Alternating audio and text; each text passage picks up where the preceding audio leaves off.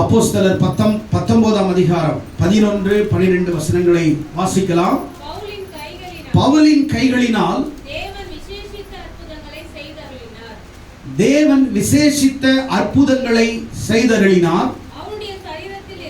அவருடைய சரீரத்திலிருந்து உருமால்களையும் கச்சைகளையும் கொண்டு வந்து வியாதிக்காரர்கள் மேல் போட வியாதிகள் அவர்களை விட்டு நீங்கி போயின, பொல்லாத ஆவிகள் அவர்களை விட்டு புறப்பட்டு போயின. கவனிங்கள், இந்த நாளின் செய்தியினுடைய தலைப்பு, உயிரற்ற பொருட்களை பயன்படுத்திய தேவன் உயிருள்ள உன்னை பயன்படுத்த மாட்டாரா? உயிரற்ற பொருட்களை பயன்படுத்துகிற தேவன் உயிருள்ள உன்னை ஆண்டவர் பயன்படுத்த மாட்டாரா? ஆண்டவர் அநேக காரியங்களை பொருட்களை கர்த்தர் பயன்படுத்தினார். உயிரற்ற பொருட்களை ஆண்டவர் பயன்படுத்தினார். அவருடைய திட்டத்திற்காக, நோக்கத்திற்காக, அவருடைய காரியத்துக்காக அவர் பயன்படுத்தினார். இங்கே அப்போஸ்தலனாகிய பவுலின் கைகளினாலே தேவன் விசேஷித்த அற்புதங்களை செய்தார். அப்போஸ்தலனாகிய பவுல் நமக்கு தெரியும், வேதாகமத்தில் 14 நிருபங்களை எழுதிய ஒரு மாபெரும் பரிசுத்தவான், தேவனுடைய மனுஷன். இவரை கொண்டு கர்த்தர் அநேக அற்புதங்களையும் அதிசயங்களையும் அவருடைய ஊழியத்தின் பாதையிலே நாட்களிலே ஆண்டவர் அநேக காரியங்களை செய்தார். அநேகரை உருவாக்கினார், அநேகருக்கு நன்மை செய்தார், அநேகருக்கு ஆண்டவர் அற்புதங்களையும் அடையாளங்களையும் ஆண்டவர் செய்தார். அதில் விசேஷித்தமாக கைகளை வைத்து ஜெபித்த போதும் அற்புதம் நடந்தது. தன் வாயை திறந்து வார்த்தையினால் சொன்ன போதும் அற்புதம் நடந்தது. ஆனால் இவைகள் எல்லாம் ஒரு புறம் இருக்க, இன்னொரு புறம் அவர் பயன்படுத்திய பொருட்கள் உயிரற்ற, கர்ச்சீப்புக்கு உயிர் கிடையாது, அது ஒரு கிளாத். அவர் பயன்படுத்திய அந்த கர்ச்சீப்பினால அநேகருக்கு ஆண்டவர் சுகம் கொடுத்தார். அநேக வியாதிக்காரர்கள் சுகமானார்கள். அநேக பொல்லாத ஆவிகள் அவர்களை விட்டு போயின. எப்படி உயிரற்ற பொருட்களை ஆண்டவர் அவ்வளவு வல்லமையாக பயன்படுத்த முடியும் என்றால், வேதாகமத்திலே ஆண்டவர் அநேக உயிரற்ற பொருட்களை பயன்படுத்தி இருக்கிறார். பழைய ஏற்பாட்டில் ஆண்டவர் பயன்படுத்திய முதல் உயிரற்ற பொருள் மோசேயின் கோல் என்று பார்க்கிறோம். யாத்திராகமம் 7ஆம் அதிகாரம் 1-17 வசனங்களை நீங்கள் வாசிப்பீர்களானால், மோசே மீதியான தேசத்திலே ஆடுகளை மேய்த்துக் கொண்டிருந்தான். அவன் கையிலே ஒரு உயிரற்ற ஒரு கோல் இருந்தது. ஆண்டவர் அவனை அழைக்கும் பொழுது, ஆண்டவர் ஊழியத்துக்கு அழைக்கும் பொழுது, அவன் கையில் உயிரற்ற ஒரு கோலை உயிருள்ள ஒரு பாம்பாக மாற்றி தமது அற்புதங்களை, தாம் யார் என்பதை ஆண்டவர் வெளிப்படுத்தி அவருடைய ஊழியத்தை அவர் புரிய வைத்து, அவருடைய அழைப்பை புரிய வைத்து, ஆண்டவர் இந்த மோசேயை கர்த்தர் தெரிந்து கொண்டு அநேக சமஸ்த இஸ்ரவேல் ஜனங்களை எகிப்து தேசத்திலிருந்து அவர்களை அணி அணியாக புறப்பட செய்தார். அற்புதங்களினாலும் அதிசயங்களினாலும் ஆண்டவர் அநேக அற்புதங்களை செய்த ஜனங்களை வழிநடத்தினார். எப்படி என்று சொன்னால், மோசேயின் கோல் முதல் பாம்பாக மாறினது. பார்வோனிடத்திலே போகும்போது ஆண்டவர் அநேக அற்புதங்களை செய்தார். அதற்கு முன்னாக, ஆண்டவரே நீர் என்னை அனுப்பினதற்கு என்ன அடையாளம் என்று மோசே கேட்ட பொழுது ஆண்டவர் சொன்னார், உன் கையில் இருக்கிறது என்ன? கோல் என்று சொன்னார். அதை கீழே போடு என்று சொன்ன பொழுது, உயிரற்ற கோல் கீழே போடும்போது அது பாம்பாக மாறினது. அதை பார்த்தவன் விலகி ஓடினான். ஆண்டவர் சொன்னார், நீ அதனுடைய வாலை பிடி என்று சொன்னபோது வாலை பிடித்த பொழுது மறுபடியும் அது கோலாக மாறினது. ஆண்டவர் எந்த ஒரு பொருளையும், எந்த ஒரு காரியத்தையும் ஆண்டவர் தமது நாமம் மகிமைப்படுவதற்காக, தமது வல்லமை விளங்குவதற்காக ஆண்டவர் அந்த பொருளையும் பயன்படுத்த முடியும் என்பது நாம் பார்க்க போகிறோம். இந்த மோசேயினுடைய கோலினால ஆண்டவர் 10 வாதைகளை அனுப்பினார். நைல் நதியை அடிக்க சொன்னபோது அது ரத்தமாய் மாறினது. வெட்டுக்கிளியை புறப்பட செய்தார், பேன்களை புறப்பட செய்தார், தவளைகளை புறப்பட செய்தார், செங்கடலை பிளக்க அந்த கோல் பயன்படுத்தப்பட்டது. இஸ்ரவேல் ஜனங்களுக்கு தண்ணீர் தாகத்திற்காக வனாந்தரத்திலே எங்களுக்கு தண்ணீர் இல்லையே என்று சொன்ன பொழுது ஆண்டவர் மோசையை பார்த்து சொன்னார், உன் கையில் இருக்கிற கோலினாலே அந்த கற்பாறையை அடி என்று சொன்ன பொழுது அந்த கன்மலையை அடித்த உடனே கன்மலை அது வெடித்து அப்படியே தண்ணீர் நதியாக புறப்பட்டு வந்தது. திரளாக புறப்பட்டு வந்தது, ஜனங்கள் குடிக்கத்தக்கதாக. ஆண்டவர் மோசேயின் கோலை கர்த்தர் பயன்படுத்தினார். எதற்காக பயன்படுத்தினார் என்றால் அவருடைய நாமத்தை கர்த்தர் மகிமைப்படுத்தும்படியாக. God can use anyone for his purpose. அவருடைய திட்டத்திற்கும் நோக்கத்திற்கும் தேவன் யாரையும் பயன்படுத்த முடியும், எவரையும் பயன்படுத்த முடியும், எந்த ஒரு பொருளையும் ஆண்டவர் பயன்படுத்த முடியும். ஏனென்றால் வல்லவனுக்கு புல்லு ஆயுதம் என்பார்கள், சர்வ வல்லமை உள்ளவருக்கு எல்லாம் ஆயுதம். ஆமென். கரங்களை தட்டி ஆண்டவர் மகிமைப்படுத்துவார். வல்லவருக்கு சர்வமும் அவருக்கு ஆயுதமாய் இருக்கு. அவரால் முடியாதது ஒன்றுமே இல்லை. அப்படியானால் ஆண்டவர் யாரை பயன்படுத்துகிறார், எப்படிப்பட்டவனை பயன்படுத்துகிறார்? ஒரு பவுல் ஒரு சாதாரண நிலையில் இருக்கும்போது ஆண்டவர் அவனை அழைத்து அவனை அபிஷேகித்து அவனை கர்த்தர் மாபெரும் அற்புத அடையாளங்களை செய்யும்படியாக பயன்படுத்தினார். நான் தெரிந்து கொள்ளப்பட்ட பாத்திரம் என்று சொல்லுகிறார். 2 தீமோத்தேயுவின் புத்தகம் 2ஆம் அதிகாரத்தில் 19 இருந்து 20-21 வாசிப்பீர்களானால் கனவீனமான பாத்திரம், கனத்துக்குரிய பாத்திரம், 2 காரியத்தை இங்கே சொல்லுகிறார். ஒன்று கனமான பாத்திரம், மரமும் களிமண்ணும் கனவீனமா இருக்கும், மண்ணும் கனவீனமா இருக்கும். ஆனா பொண்ணும் வெள்ளியுமான பாத்திரம் கனமான பாத்திரமா இருக்கும். ஒரு வீட்டுல மரத்திலையும் இருக்கும், கல்லுலயும் இருக்கும், மண்ணுலயும் இருக்கும். ஒரு வீட்டுல வெள்ளினாலையும் இருக்கும், செம்புனாலையும் செஞ்சிருப்பாங்க. அது கொஞ்சம் காஸ்ட்லியா இருக்கும். அது கனமான ஒரு பாத்திரமா அது நல்ல ஒரு இடத்துல வச்சிருப்பாங்க. ஆனா ஒரு சாதாரண பாத்திரத்தை ஒரு டாய்லெட்ல வச்சிருப்பாங்க. சாதாரண ஒரு பொருளை ஒரு டாய்லெட் துணி துவைக்கிற இடத்துல வச்சிருப்பாங்க. கனவீனமான பாத்திரம், அது யாருமே யூஸ் பண்ண மாட்டாங்க. ஆனால் அதிலே வேதம் சொல்லுகிறது, வாசிங்கள் 21வது வசனத்துல, ஒரு பெரிய வீட்டிலே பொன்னும் வெள்ளியுமான பாத்திரங்களும் அல்லாமல் மரமும் மண்ணுமான பாத்திரங்களும் உண்டு. அவைகளில் சில கனத்திற்கும் சில கனவீனத்திற்கும் இருக்கிறது. ஆகையால் ஒருவன் இவைகளை விட்டு தன்னை சுத்திகரித்துக் கொண்டால் அவன் பரிசுத்தமாக்கப்பட்டதும் எஜமானனுக்கு உபயோகமான எந்த நற்கிரியைகளுக்கும் ஆயத்தமாக்கப்பட்டதுமான கனத்துக்குரிய பாத்திரமாய் இருப்பான். கரங்களை தட்டி ஆண்டவரை மகிமைப்படுத்துங்கள். எனக்கு பிரியமானவர்களே, இன்றைக்கு ஆண்டவர் உங்களை சொல்லுகிறார், உங்களை கனத்துக்குரிய பாத்திரவான்களாய் கர்த்தர் மாற்றும்படியாய் விரும்புகிறார். எத்தனை பேர் விசுவாசிக்கிறீங்க? எத்தனை பேர் விசுவாசிங்க? ஆமென் சொல்லுங்க எல்லாரும் வாய்களை திறந்து.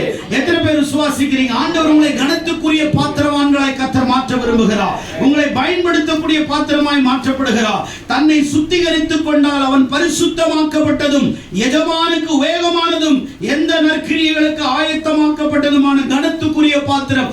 ஆண்டவர் நம்மை பயன்படுத்த வேண்டும் என்றார். எப்படி பவுலை பயன்படுத்தினார், எப்படி மோசேயை ஆண்டவர் பயன்படுத்தினார்? அவர்கள் இந்த உலகத்தில் இருந்து கர்த்தருக்காக உபயோகப்படுத்துவதற்கு தேவனுடைய அழைப்பை பெற்று தேவனுக்கு கீழ்ப்படிந்து தேவனுடைய வார்த்தைக்கு செவி கொடுத்து அவர்கள் இந்த உலகத்தில் இருந்து பிரித்தெடுக்கப்பட்டு அவர்கள் தங்களை பயன்படுத்துவதற்காக தங்களுடைய பாவங்களை, தங்களுடைய பாத்திரங்களை இந்த உலகத்தில் இயேசுவின் இரத்தத்தால கழுவி தேவன் என்னை பயன்படுத்துவதற்குரிய பணத்துக்குரிய பாத்திரமாய் என்னை மாற்றுவார் என்று, என்னை உபயோகிப்பார் என்று ஒவ்வொரு தேவனுடைய மனுஷர்களும் தேவனுடைய தாசர்களும் தேவனுக்காக பயன்படுத்துவதற்காக அவர்கள் எழும்பி பிரகாசித்தவர்களாய் காணப்பட்டார்கள். எனக்கு அன்புக்குரியவர்களே, வேதம் சொல்லுகிறது, ஒருவன் இவைகளை விட்டு தன்னை சுத்திகரித்துக் கொண்டால் அவன் பரிசுத்தமாக்கப்பட்டது. முதலாவதாக நம்முடைய பாத்திரம் பரிசுத்தமாக்கப்பட வேண்டும், நம்முடைய பாத்திரம் கழுவப்பட வேண்டும், நம்முடைய ஜீவியம் கழுவப்பட வேண்டும். தேவன் நம்மை பயன்படுத்துவதற்கு முன்னாடி தேவன் விரும்புகிற வண்ணமாக, தேவன் எதிர்பார்க்கிற வண்ணமாக தேவன் நம்மை பரிசுத்தமாக்கி நம்மை அவருடைய கிரியைகளுக்காக நம்மை பயன்படுத்தக்கூடிய பாத்திரமாய் ஆண்டவர் நம்மை பயன்படுத்த வேண்டும் என்றால் நீங்கள் தேவனுக்கு உபயோகப்படுவதற்கு இன்றைக்கு உங்களை ஆண்டவருடைய சமூகத்தில், ஆண்டவரே இந்த பாத்திரம் கனவீனமான பாத்திரம், ஆண்டவரே கனத்துக்குரிய பாத்திரமாய் மாற வேண்டும் என்றால் உங்கள் பாத்திரம் பரிசுத்த பரிசுத்தமாக்கப்பட வேண்டும். உங்கள் ஜீவியம் பரிசுத்தமாக்கப்பட வேண்டும். நற்கிரியைகளை செய்வதற்கு ஆயத்தமாக்கப்பட வேண்டும். எஜமான் உபயோகப்படுகிற பாத்திரவான்களாய் நீங்கள் மாறப்பட வேண்டும். அப்படிதான் நீங்கள் கனத்துக்குரிய பாத்திரவான்களாய் மாறுவீர்கள். அப்படியானால் மோசே தேவன கனத்துக்குரிய பாத்திரவானாய் இருந்தான். அதனால் அவன் கையில் இருந்த கோலை கொண்டு அவருடைய உண்மையான உன்னதமான திட்டத்தை நிறைவேற்றுவதற்காக மோசேயை கர்த்தர் பயன்படுத்தினார். நதியை அடித்தான், அது ரத்தமாய் மாறினது.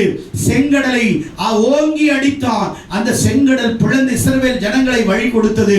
அப்படியானால் கோல் சாதாரண உயிரற்றதுதான். ஆனால் தேவன் அந்த கோலை பயன்படுத்தும் பொழுது அந்த கோல் அந்த ஆண்டவர் சொல்ற மாதிரி அந்த கோல் வேலை செய்யும்.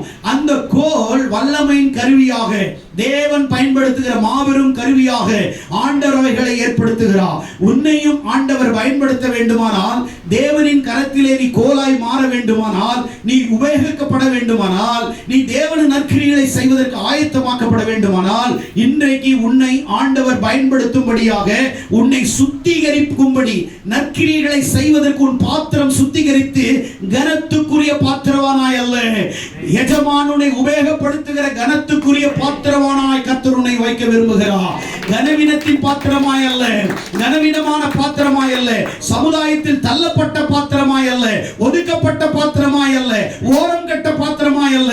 உன்னை ஆண்டவர் 1,00,000 ஜனங்கள் மத்தியிலே உன்னை பயன்படுத்தும்படி தேவன் விரும்புகிறார். கரங்களை தட்டி ஆண்டவரை மகிமைப்படுத்துவோம். ஆண்டவரே, நீ என்னை பாத்திரமாய் மாற்றும் என்று சொல்லி, ஆண்டவரே கனத்துக்குரிய பாத்திரமாய் என்னை மாற்றும் என்று சொல்லி, ஆண்டவரே இந்த சாதாரண பாத்திரத்தை மகிமையின் பாத்திரமாய் நீ மாற்றும்படி எனக்கு உதவி செய்யும் ஆண்டவரே என்று சொன்னார். அப்படியானால் சாதாரண உயிரற்ற ஒரு கோலை ஆண்டவர் பயன்படுத்த முடியுமானால், அதை உயிர்ப்பிக்கப்படமானால், அந்த கோல் உயிருள்ள காரியத்தை செய்யுமானால், உயிரோடு இருக்கிற உன்னை ஆண்டவர் பயன்படுத்த மாட்டாரா? உன்னை ஆண்டவர் யூஸ் பண்ண மாட்டாரா? உன்னை ஆண்டவர் யூஸ் பண்ண மாட்டாரா? ஹalleluya, ஹalleluya. ஆடு மேய்த்தவர்களை ஆண்டவர் பயன்படுத்தினார். ஒன்று மோசேயை பயன்படுத்தினார், இன்னொரு தாவீதை பயன்படுத்தினார். ஒன்று சாமுவேலின் புஸ்தகம் 17ஆம் அதிகாரம் 49ஆம் வசனம் கூறுகிறது, அவன் தாவீது பெலிஸ்தியனை, அந்த ராட்சத பெலிஸ்தியனை வீழ்த்துவதற்காக, தேசமே நடுங்கி திகைத்து கொண்டிருந்த பொழுது தாவீது என்ன செய்கிறான்? அவனை அடிப்பதற்காக, அவனை கொல்லுவதற்காக அவன் எழும்புகிறான். அப்பொழுது சவுல் ராஜாவாய் இருக்கிறான். ராஜா பயப்படுறான், கூட இருக்கிற ராணுவ வீரர்கள் பயப்படுறாங்க. அவங்களால முடியாததை ஆடு மேய்த்து கொண்டிருந்த சிறுவனால ஆண்டவர் அவனை அழிக்க சித்தமானார். அவன் நேரா ஒரு 5 கூழாங்கல்லை எடுக்கிறான். தாவீது அதிலே ஒரு கூழாங்கல்லினாலே 49வது வசனத்திலே நீங்கள் வாசிப்பீர்களா, அவன் ஒரு கூழாங்கல்ல அடிச்சு உடனே தாவீது அடிச்சு பெலிஸ்தீன் விழல. 2வது கல்லை பயன்படுத்தின, 5 கல்லையும் பயன்படுத்தின பிறகுதான் அவன் விழுந்துட்டான். அப்படியா இருக்குது? அவன் எடுத்த ஒரே கல்லு என்ன? அதிலிருந்து ஒரு கல்லை எடுத்து கவனிலே வைத்து கவனமாய் சுழற்றி பெலிஸ்தீனுடைய நெத்தியிலே படும்படி அதை போட்டான். அவன் முகங்குப்புற விழுந்தான். கரங்களை தட்டி ஆண்டவரை மகிமைப்படுத்துங்க. அல்லேலூயா. உலகத்தில் இருக்கிற அத்தனை பேரும் காலில் விழுறது நேரா தான் காலில் விடுவாங்க. யாரை போய் தொழுவணுமோ அவங்க காலில் விடுவாங்க. ஆனால் சர்வ வல்லமையுடைய தேவனுடைய கால்களிலே, ஆண்டவருடைய சமூகத்தில் உங்களை ஆண்டவர் பயன்படுத்தும் பொழுது சத்துரு அவன் ஓங்கி அறியும் பொழுது அந்த கல் நெத்திலே பற்றி பின்வழியாக வந்தது. அப்படியானால் அவன் இப்படிதான் விழ வேண்டும், இப்படி விழ முடியாது. நீங்கள் யாரையும் வேகமாய் தள்ளினால் முன்னாடி விழ மாட்டாங்க, பின்னாடி தான் விழ. பின்னாடி தள்ளலாம், முன்னாடி. ஆனா இவன் தள்ளினது முன்னால், அடித்தது முன்னால், நெற்றியிலே பட அறிந்தான். அது பின்னாலே விழ வேண்டியவன் முன்னாலே ஏன் விழ வேண்டும் அப்படி என்று சொன்னால், சத்துரு பின்னாடி விழ மாட்டான். சத்துரு நம்முடைய பாதத்திலே விழ கர்த்தர் உதவி செய்வார். கரங்களை தட்டி ஆண்டவரை மகிமைப்படுத்துங்கள். அவன் எப்பேற்பட்டவனா இருந்தாலும் அவன் பாதத்திலே அவன் விழுவதற்கு தேவன் உதவி செய்வார். உன்னுடைய ஜெபமும் உன்னுடைய ஆராதனையும் எப்பேற்பட்ட சத்துருவையும் உன் பாதத்துல, உன் பாதப்படியில விழுவதற்கு தேவன் உதவி செய்வார். கரங்களை தட்டி ஆண்டவரை மகிமைப்படுத்துங்கள். அப்போ ஒரே கூழாங்கல்லால சத்துருவை, ராட்சதனை வீழ்த்தினார். அப்படியானா உயிரற்ற கல்லை கர்த்தர் பயன்படுத்த முடியும். உயிரற்ற கல்லினால ஒரு பெரிய பெரிய ரட்சிப்பை கர்த்தர் உண்டாக்க விரும்பினார். ஒரு பெரிய மாற்றத்தை தேசத்திலே உண்டாக்க விரும்பினார். அப்படியானால் நீ கனத்துக்குரிய பாத்திரவானாய் மாறணுமா? ஆண்டவரை உபயோகப்படுத்தணுமா? தேவனால் நீ பயன்படுத்த வேண்டுமா?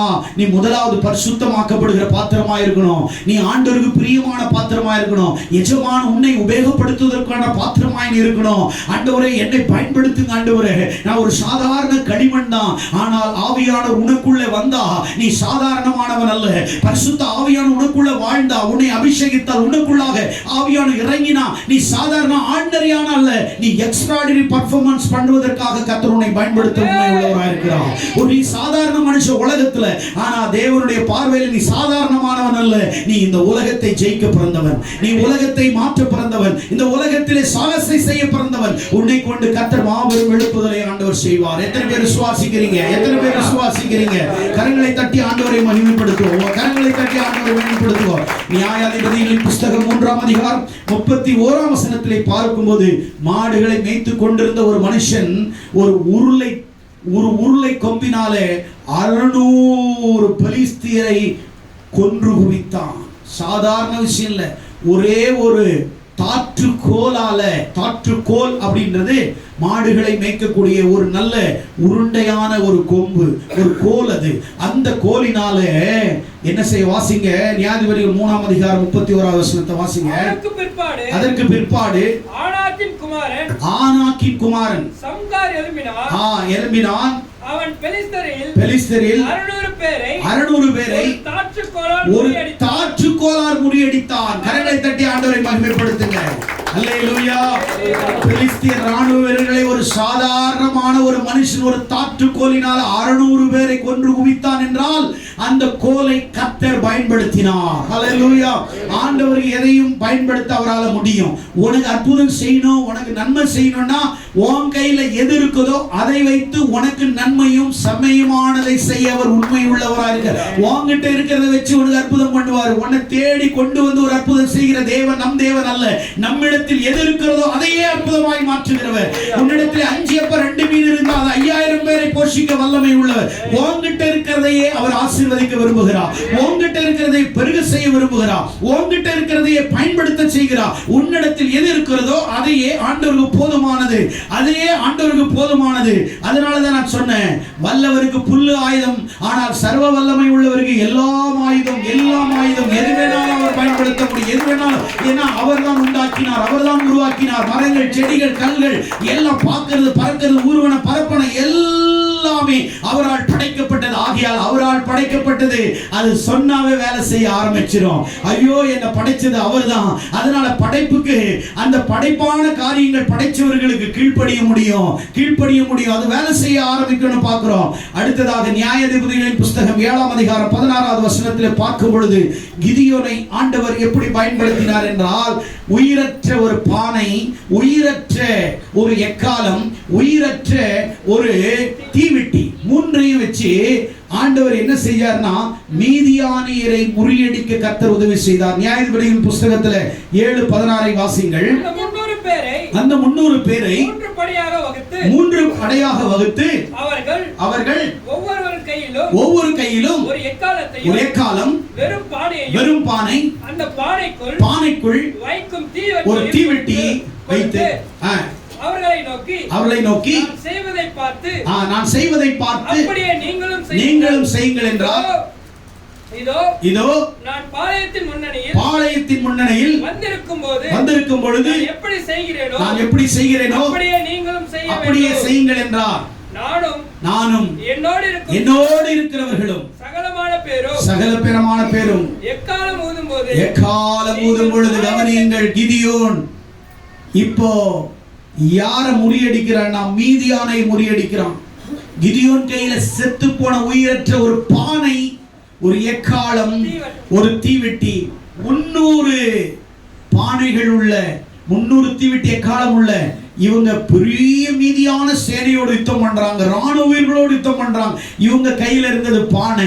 இவர்கள் பலவீனமானவர்கள், இவர்கள் சாதாரணமானவர்கள், ஆனால் கர்த்தருக்கு பயந்தவர்கள். ஆகையால கர்த்தர் சொன்னாரு, இந்த உங்ககிட்ட இருக்கிற பானை போதும்பா, உங்ககிட்ட இருக்கிறது எக்காலம் போதும், நான் சொல்லும் போது நீ ஊதுன்னாரு. அவங்க வர்றாங்க இவங்களோடு யுத்தம் செய்வதற்காக. உடனே கிதியோன் சொல்றான், நான் ஊதும் போது மீதி 299 பேர் ஊர்ந்தணும்னு சொல்லிட்டு அவங்க வரும் பொழுது பானைக்குள்ள என்ன இருக்குது? தீவெட்டி இருக்குது. என்ன இருக்குது? தீவெட்டி வச்சிருக்கிறான். உள்ள வெளிச்சம் இருக்குது, தீவெட்டி இருக்குது. ஆனா பானைக்குள்ள மறைஞ்சிருக்கிற வெளிச்சம் தெரியாது. அது இருட்டாதான் இருக்கும். உள்ள அந்த பானையிலிருந்து வெளியில எடுத்தாதான் வெளிச்சம் தெரியும். உன்னையும் ஆண்டவர் அப்படிதான். ஓ, உனக்குள்ளாக ஆண்டவர் உள்ளே வெளிச்சமாய் இருக்கிறார். நீ ஆண்டவருக்காக பயன்படுத்தப்பட வேண்டுமானா நீ பானையிலிருந்து வெளியே வர வேண்டும். உலக வாழ்க்கையிலிருந்து வெளியே வர வேண்டும். கர்த்தர் பயன்படுத்துவதற்கான நேரம் வரும் பொழுது உன்னை கர்த்தர் வெளிச்சமாய் கர்த்தர் பயன்படுத்துவா.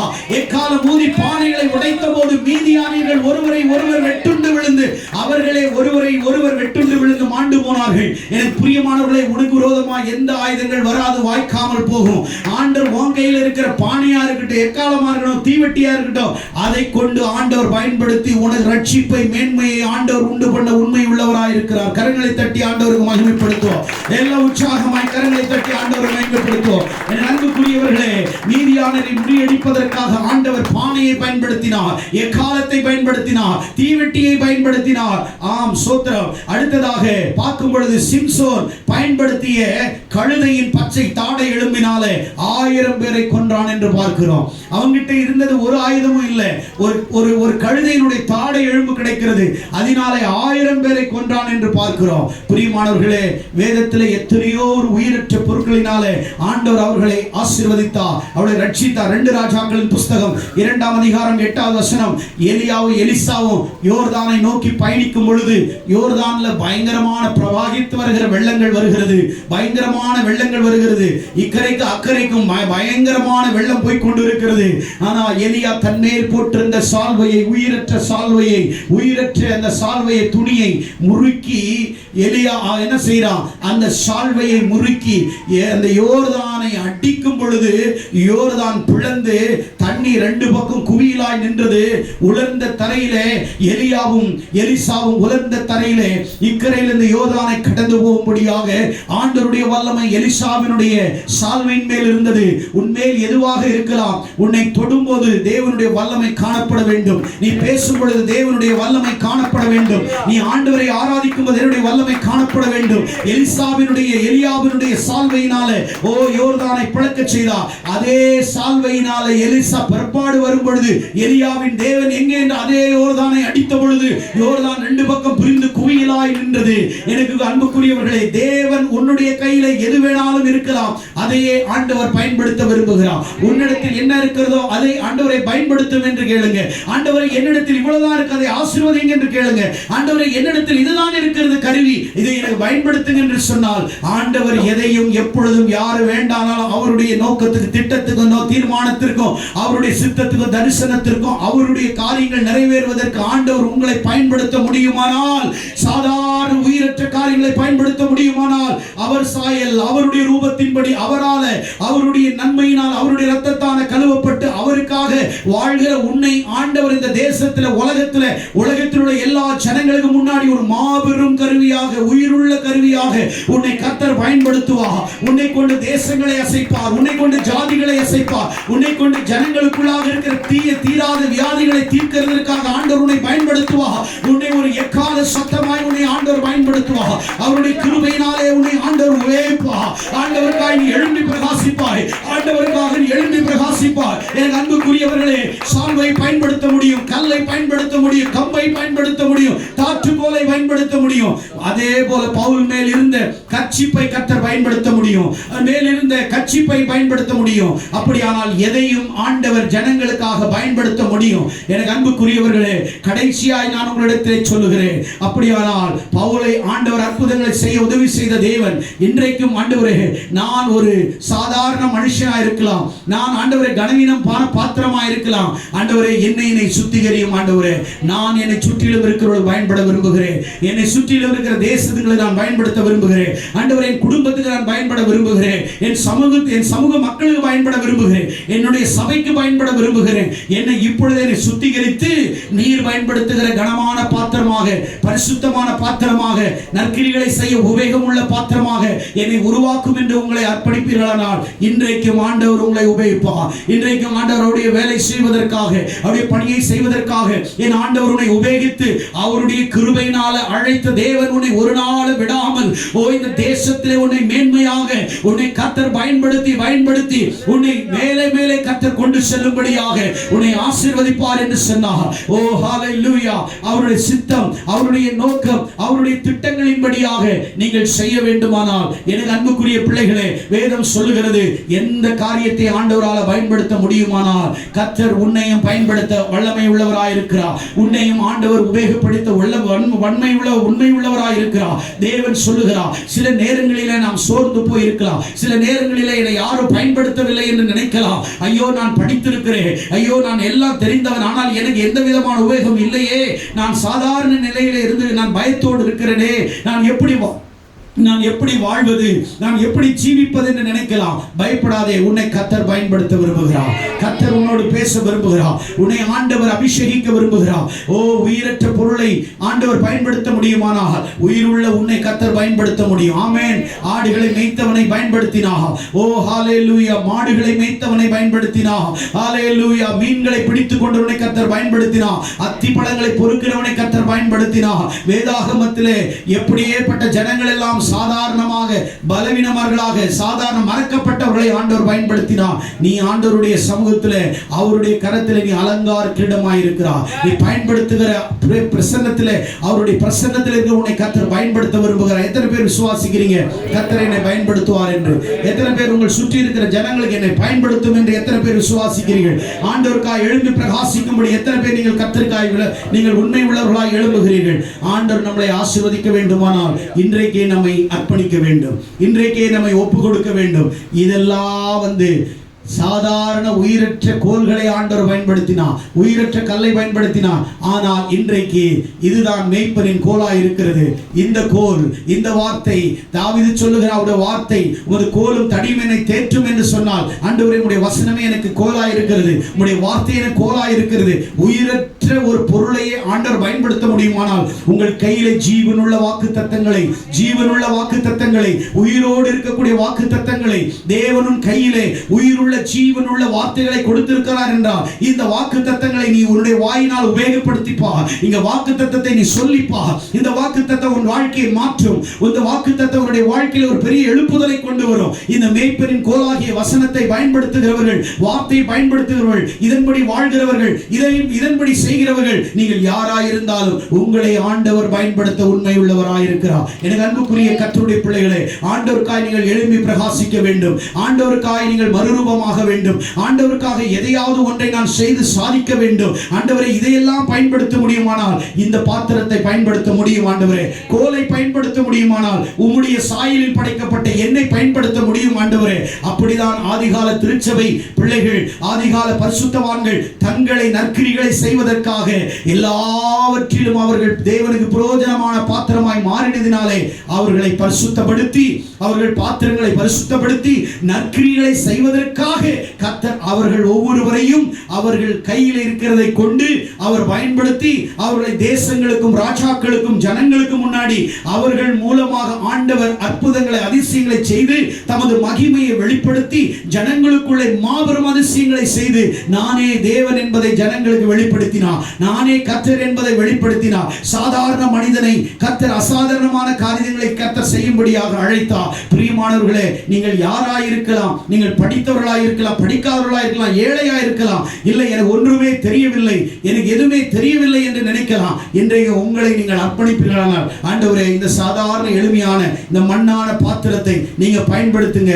என் பாத்திரம் பரிசுத்தமா இருக்கணும், என் ஜீவியம் பரிசுத்தமா இருக்கணும், என் ஹார்ட் பரிசுத்தமா இருக்கணும், உச்சந்தலம் உள்ளங்கால் வரைக்கும் ரத்தத்தினால என்னை கழுவி இனி என்ன நீங்க சபையில பயன்படுத்துங்க, போகிற இடத்துல என்ன பயன்படுத்துங்க. என் வாயின் வார்த்தைகளை மற்றவர்கள் கேட்கும் பொழுது வார்த்தை பிறருக்கு பிரயோஜனமா இருக்கட்டும், மாற்றத்தை உண்டாக்கட்டும் என்று எத்தனை பேர் நீங்கள் விசுவாசிக்கிறீர்கள்? தேவனுடைய மகத்துவங்களால் நீங்கள் நிரப்பப்பட்டு நற்கிரிகளை செய்வதற்கான தகுதியான பாத்திரங்களாய் உங்களை மாற்றும் பொழுது ஆண்டவர் உங்களை எடுத்து பயன்படுத்த உண்மை உள்ளவராயிருக்கிறார். எத்தனை பேர் விசுவாசிக்கிறீர்கள்? கரங்களை தட்டி ஆண்டவரை மகிமைப்படுத்துங்கள். கரங்களை தட்டி கர்த்தரை மகிமைப்படுத்துங்கள். அப்படியானால் இன்றைக்கு கர்த்தர் உயிரற்றதை பயன்படுத்திய தேவன் உயிருள்ள அவர் சாயலால் படைக்கப்பட்ட நம்மை இனி வருகிற நாட்களிலே பயன்படுத்துவார், உபயோகப்படுத்துவார், உபயோகப்படுத்துவார். எத்தனை பேர் உங்களை பயன்படுத்த நீங்கள் அர்ப்பணிக்கிறீர்கள்? உங்கள் கரங்களை உயர்த்தி கர்த்தருக்கு ஆமென் என்று சொல்லுவோம். சத்தமாய் ஆமென் என்று சொல்லுவோம். ஆமென், ஆமென். என்னை பயன்படுத்தும், ஆமென். என்னை பயன்படுத்தும் ஆண்டவரே. உங்களை கர்த்தர் பயன்படுத்த உண்மை உள்ளவராக இருக்கிறார். கர்த்தர் தாமே இந்த செய்தியின் மூலமாக உங்களை உபயோகப்படுத்துவார். உயிரற்ற பொருளை பயன்படுத்திய கர்த்தர் உயிருள்ள உங்கள் ஒவ்வொருவரையும் ஆண்டவர் பயன்படுத்தி உங்களை கனப்படுத்தி உங்களை மேன்மைப்படுத்துவார். ஆகையாலே எஜமானனுக்கு உபயோகமான கனத்துக்குரிய பாத்திரவான்களாக, கனத்துக்குரிய மகிமையின் பாத்திரவான்களாக உங்களை கர்த்தர் மாற்றுவார், உங்களை பயன்படுத்துவார். நீங்கள் சாதாரண நிலையிலும் நிலைமையிலும் இருந்தாலும் உன்னை அடுத்த லெவலுக்கு கொண்டு செல்ல என் ஆண்டவருடைய வார்த்தையால் முடியும், என் ஆண்டவருடைய வாக்குத்தத்தங்களால் முடியும். அதை விசுவாசிக்கிற உங்கள் வாழ்க்கையிலே தேவனுடைய வசனம் கிரியை செய்யும், பலன் செய்யும். ஆமென். அந்த வார்த்தை அற்புதங்களை செய்ய எத்தனை பேர் விசுவாசிக்கிறீங்க? அவருடைய வசனத்தை விசுவாசிங்கள், அவருடைய வார்த்தையை பற்றி கொள்ளுங்கள், அவருடைய வார்த்தையின் மேல் நம்பிக்கை வையுங்கள், அவருடைய வசனத்தின் மேல் ஆழமான ஒரு அசைக்க முடியாத ஒரு நம்பிக்கையை வையுங்கள். கர்த்தர் என்னை பயன்படுத்துவார், கர்த்தர் என்னை உபயோகப்படுத்துவார். என்னையும் ஆண்டவர் இந்த உலகத்துல அவருடைய பிள்ளையாக என்னை பயன்படுத்த முடியும் என்று விசுவாசிக்கிறவர்கள் கடைசியாய் கரங்களை தட்டி கர்த்தருக்கு நன்றி சொல்லுங்கள். எல்லா கரங்களை தட்டி ஆண்டவரே நன்றி சொல்லுங்கள். தேவன் நம்மை பயன்படுத்த, தேவன் நம்மை உபயோகிக்க வல்லவர், தேவன் நம்மை மறுரூபமாக்க வல்லவர். அவருடைய சாயலில் நாம் படைக்கப்பட்டிருக்கிறோம், சாதாரணமாக அல்ல. அவர் சாயலில் படைக்கப்பட்டிருக்கிறோம். அவரால் நாம் உபயோகப்படுவோம், அவரால் பயன்படுத்தப்படுவோம். கர்த்தர் இந்த வார்த்தையின்படி உங்களை ஆண்டவர் ஆசீர்வதித்து பயன்படுகிற பாத்திரங்களாக கர்த்தர் உங்களை பயன்படுத்துவார் என்று உங்களை வாழ்த்தி கர்த்தர் உங்களை ஆசீர்வதிக்கட்டும் என்று சொல்லி இந்த செய்தியின் மூலம் தேவனுடைய நாமம் மகிமைப்படட்டும். கர்த்தர் தாமே உங்கள் ஒவ்வொருவரையும் ஆண்டவர் ஆசீர்வதிப்பாராக. God bless you.